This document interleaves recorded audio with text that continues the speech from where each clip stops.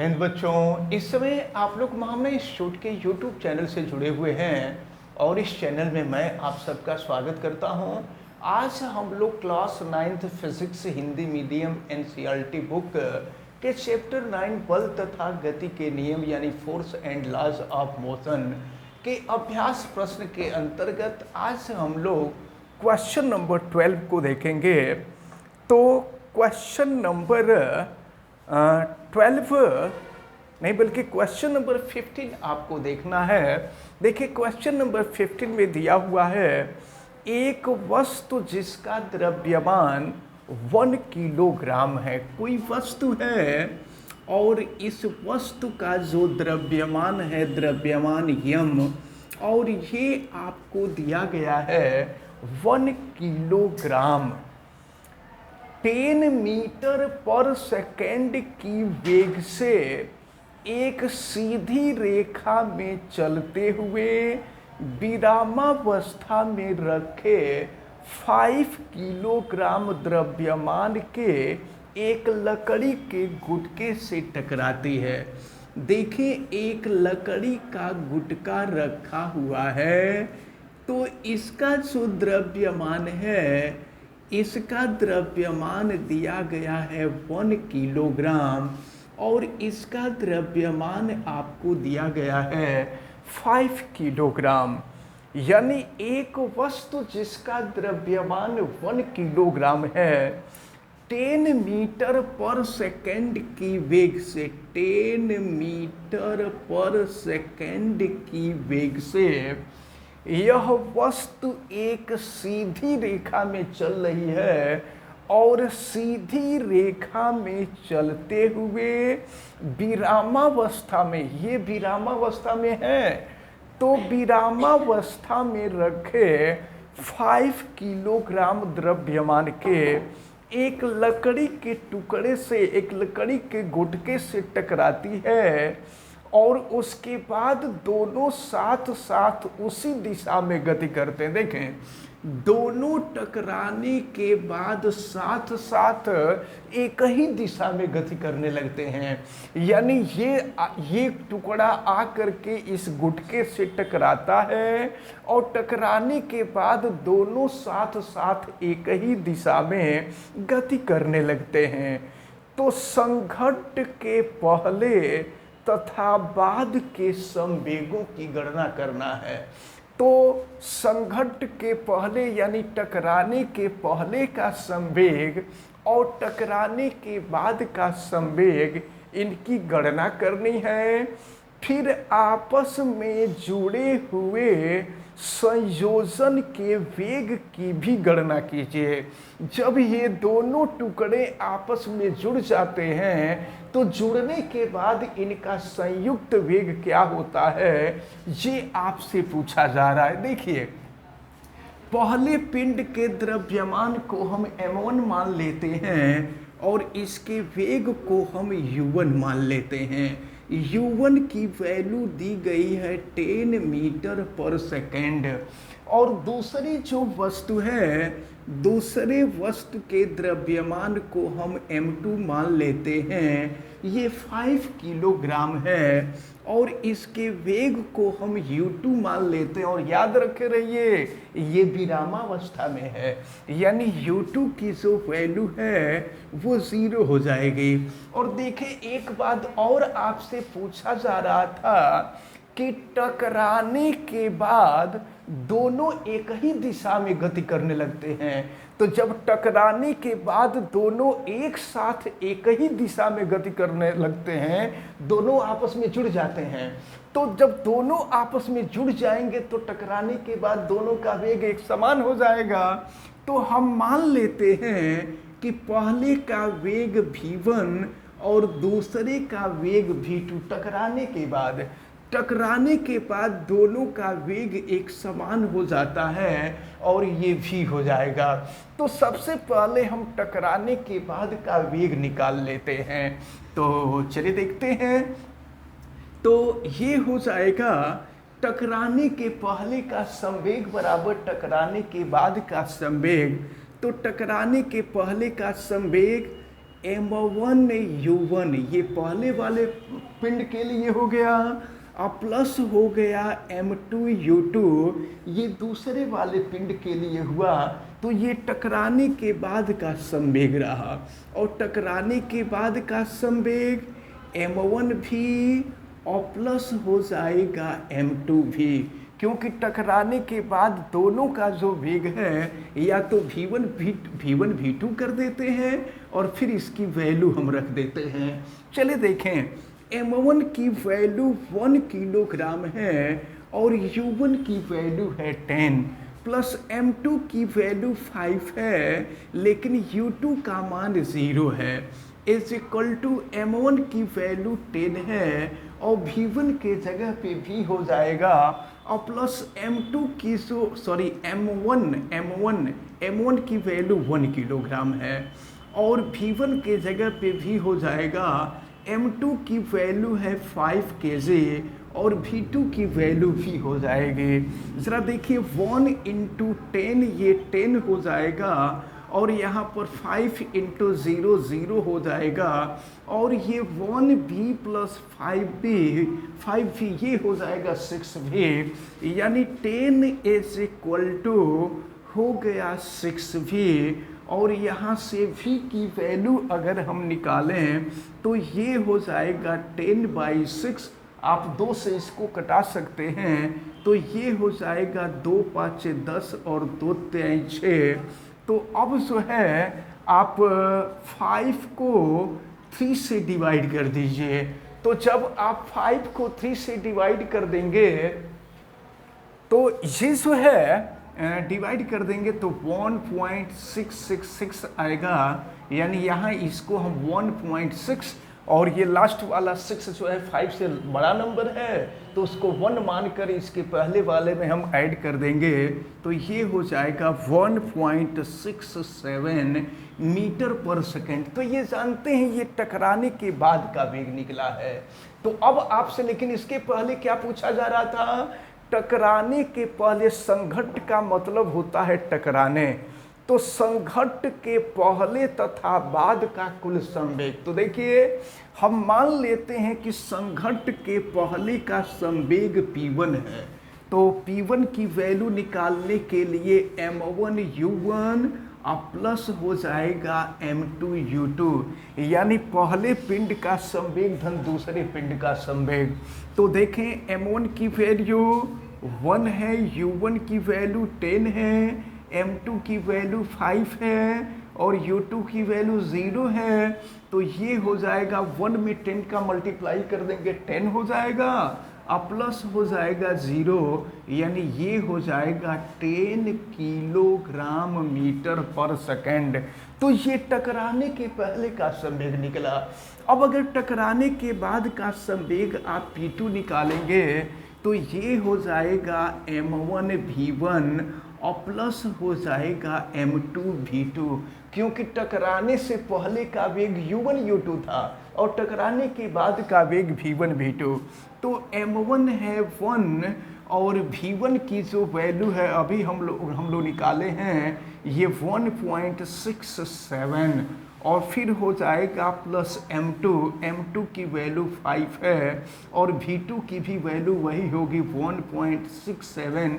तो एक काम करते हैं, दोनों में से 1.67 हम कॉमन ले लेते हैं, तो ये कॉमन ले लेंगे तो यहाँ हो जाएगा 1 + 5, यानी यहाँ हम कर देंगे 1.67 और इनटू हो जाएगा 6। अब 1.67 में 6 का मल्टीप्लाई हम लोगों को कर देना है। तो इस प्रकार ये जो वैल्यू आई है ये 10.02 किलोग्राम मीटर पर सेकेंड, जिसको हम चाहें तो 10 किलोग्राम मीटर पर सेकेंड हम कह सकते हैं। तो इस प्रकार ये जो क्वेश्चन नंबर 15 था, ये क्वेश्चन नंबर 15 हम लोगों का सॉल्व होता है। अब हम लोग क्वेश्चन नंबर 16 को देखेंगे। क्वेश्चन नंबर 16 में दिया हुआ है 100 किलोग्राम द्रव्यमान की एक वस्तु। देखिए वस्तु का द्रव्यमान दिया हुआ है और ये दिया हुआ है 100 किलोग्राम। द्रव्यमान के एक वस्तु का वेग समान त्वरण से चलते हुए 6 सेकंड में, टाइम दिया हुआ है 6 सेकंड का, 6 सेकंड में 5 मीटर प्रति सेकंड से 8 मीटर प्रति सेकंड हो जाता है। यानी प्रारंभिक वेग u होता है और u की वैल्यू आपको दी गई है 5 मीटर पर सेकंड, और अंतिम वेग v होता है, v की वैल्यू आपको दी गई है 8 मीटर पर सेकंड हो जाता है। वस्तु के पहले और बाद के संवेगों की गणना करें तो पहले के संवेग को अगर हम p1 माने तो ये हो जाएगा, जब प्रारंभिक वेग से गुणा कर देंगे तो प्रारंभिक संवेग निकल जाएगा। और देखिए m की वैल्यू है 100 और u की जो वैल्यू है 5, मल्टीप्लाई कर दीजिए, ये हो जाएगा 500 किलोग्राम मीटर पर सेकंड। तो ये P1 की वैल्यू निकली।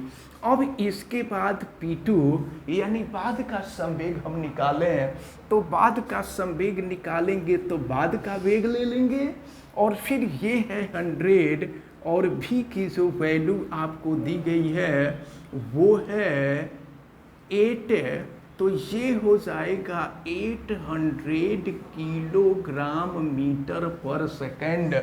और फिर देखिए आपस में जुड़े, फिर आपसे कहा जा रहा है उस बल का परिमाण की गणना कीजिए जो वस्तु पर आरोपित है।